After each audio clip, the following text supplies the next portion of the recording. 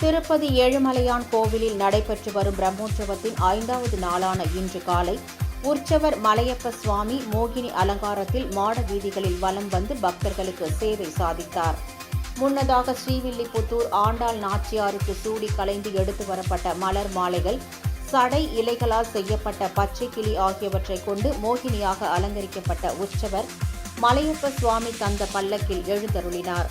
மோகினி அலங்காரத்தில் மயங்கியவராய் கிருஷ்ணர் மற்றொரு பல்லக்கில் எழுந்தருள கோவில் மாட வீதிகளில் மோகினி அலங்கார புறப்பாடு கோலாகலமாக நடைபெற்றது. அப்போது மாட வீதிகளில் காத்திருந்த பல்லாயிரக்கணக்கான பக்தர்கள் ஏழுமலையானின் மோகினி அலங்காரத்தை கண்டு வழிபாடு மேற்கொண்டனர். இன்று இரவு பிரம்மோற்சவத்தின் முக்கிய நிகழ்வான கருட வாகனம் புறப்பாடு நடைபெறுகிறது. இதனை காண 3 லட்சத்திற்கும் மேற்பட்ட பக்தர்கள் வருகை தருவார்கள் என எதிர்பார்க்கப்படுகிறது. இதையடுத்து பக்தர்களுக்கு தேவையான அனைத்து ஏற்பாடுகளையும் செய்யும் பணியில் தேவஸ்தான நிர்வாகம் மற்றும் ஆந்திர மாநில போலீசார் ஈடுபட்டுள்ளனர்.